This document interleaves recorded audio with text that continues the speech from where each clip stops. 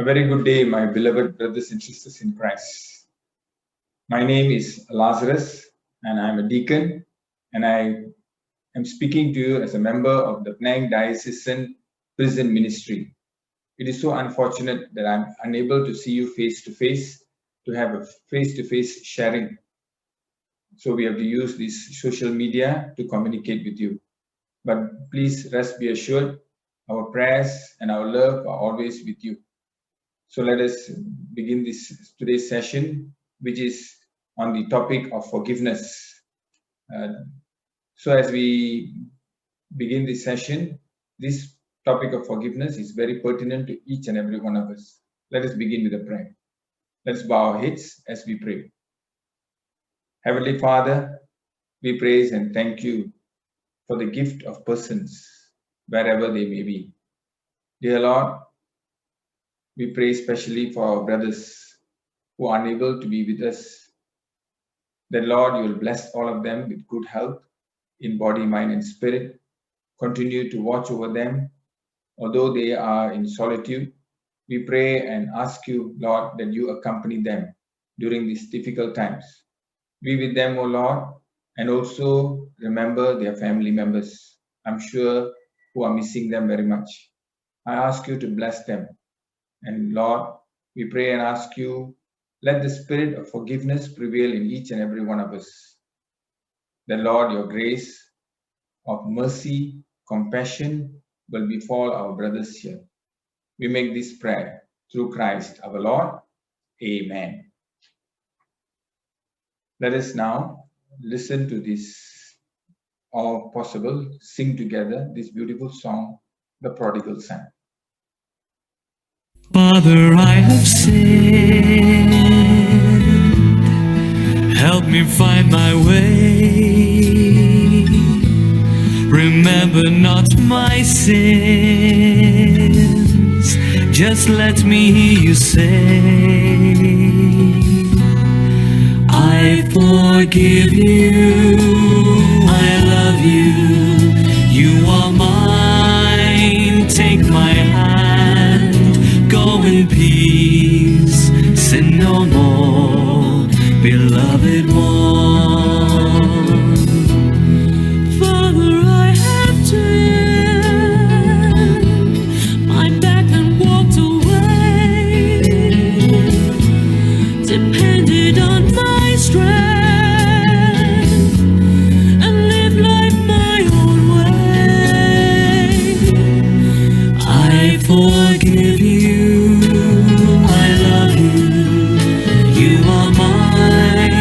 Take my hand, go in peace, sin no more, beloved one. Father, I have closed my heart to those in need, thought only of myself, a victim of my greed. I forgive you, I love you, you are mine. Take my hand, go in peace, sin no more, beloved one.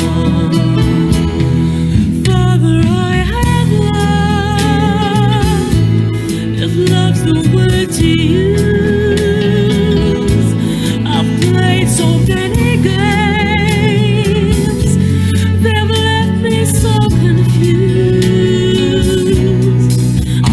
Forgive you, I love you, you are mine. Take my hand, go in peace, sin no more, beloved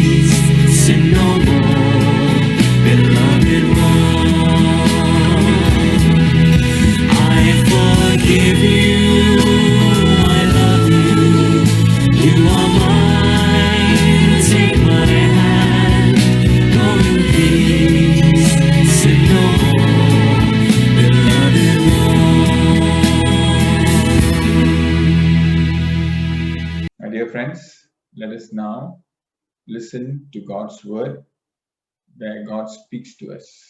The Lord be with you and with your spirit. A reading from the Holy Gospel according to Matthew. Glory to you, O Lord.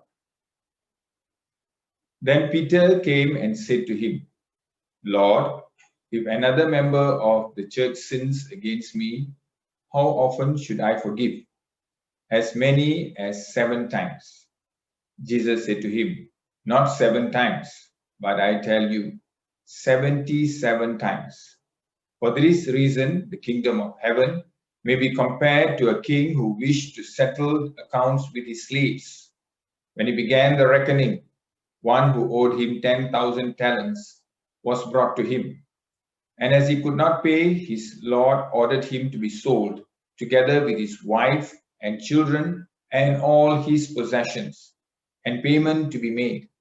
So the slave fell on his knees before him, saying, have patience with me, and I will pay you everything.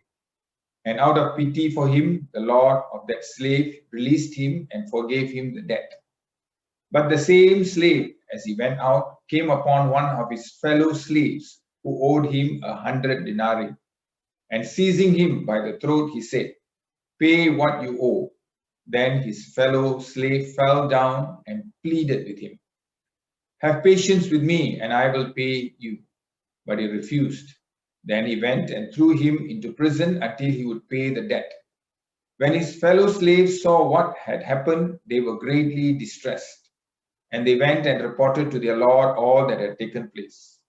Then his Lord summoned him and said to him, you wicked slave, I forgave you all that debt because you pleaded with me. Should you not have mercy on your fellow slave as I had mercy on you? And in anger, his Lord handed him over to be tortured until he paid his entire debt.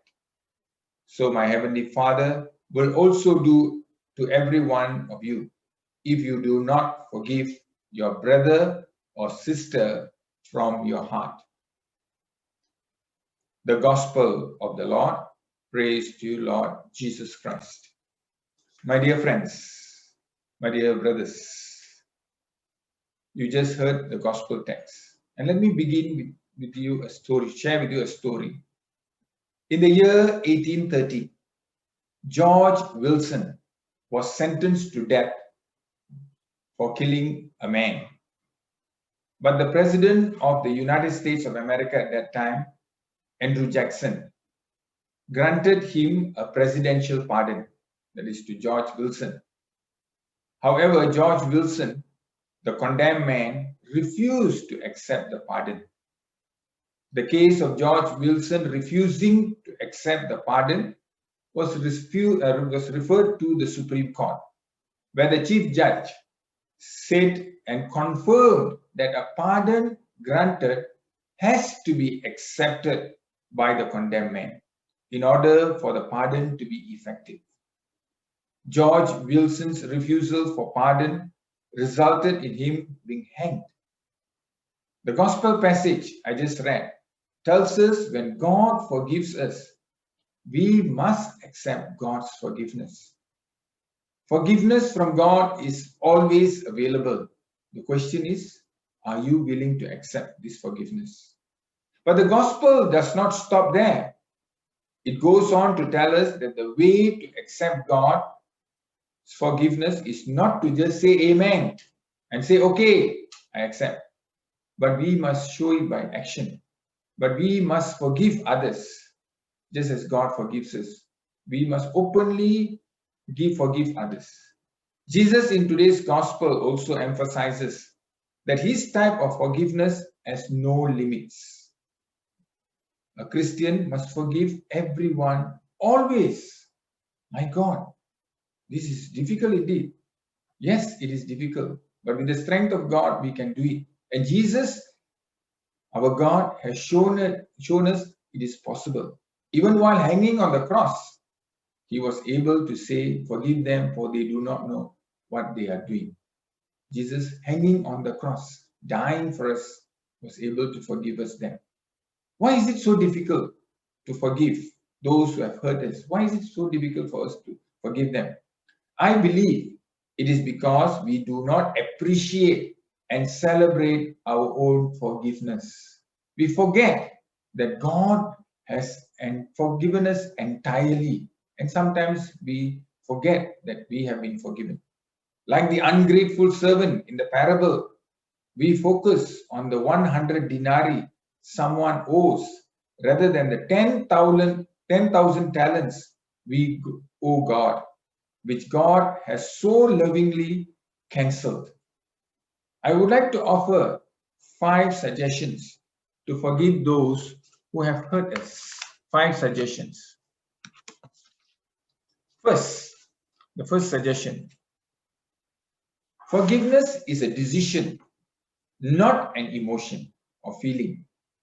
Hopefully, we do not allow our angry and revengeful feelings or emotions to prevent us in our decision to forgive others.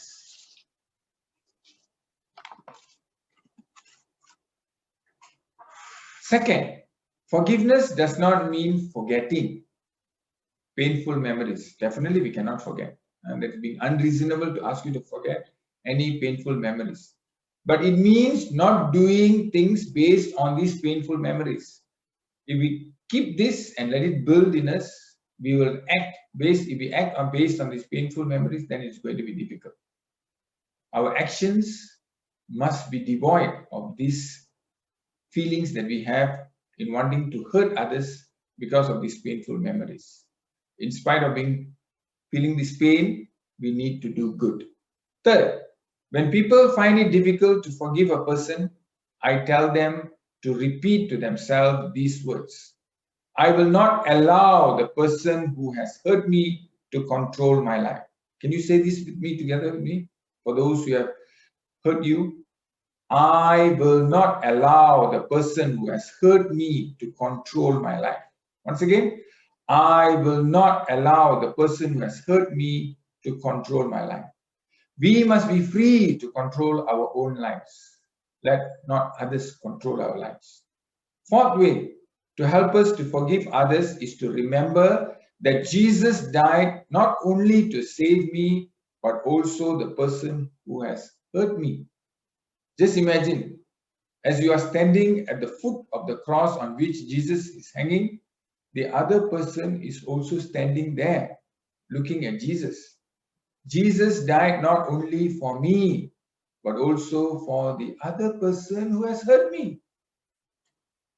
Fifth way, sometimes a person will say that I will only forgive if the other person says sorry to me.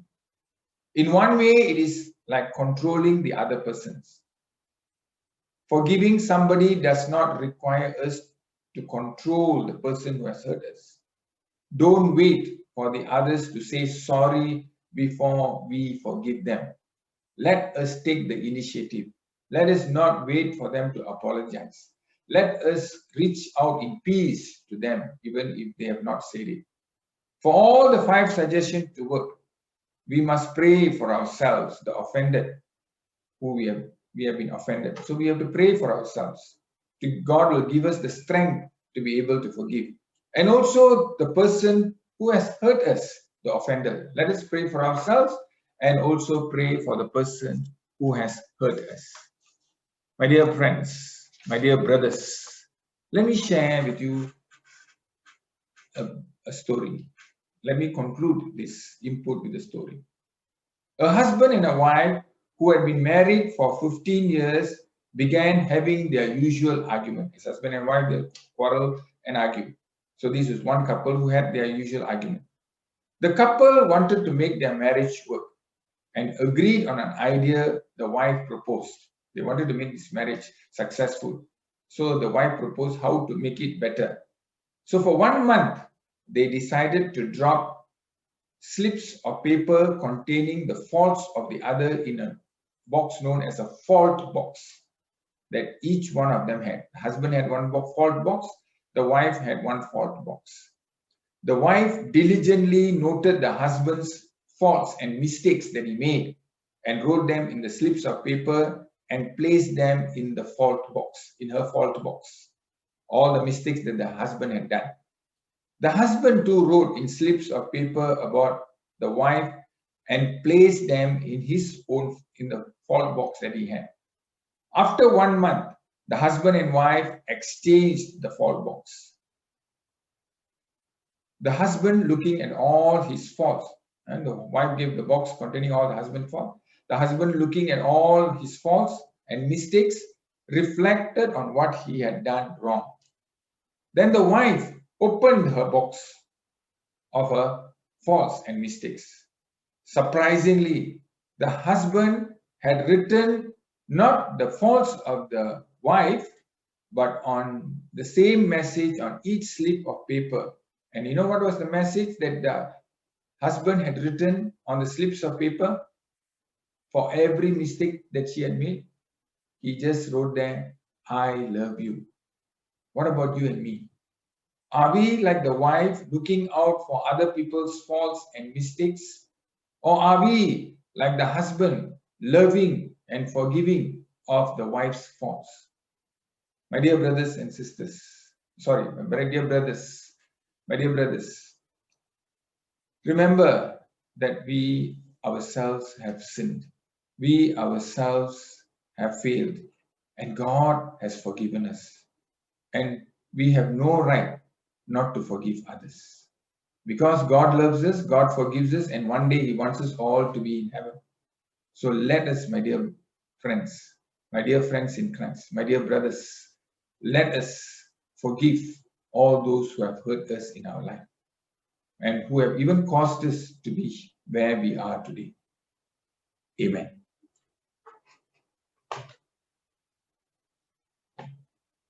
Let us now bow our heads and say the closing prayer.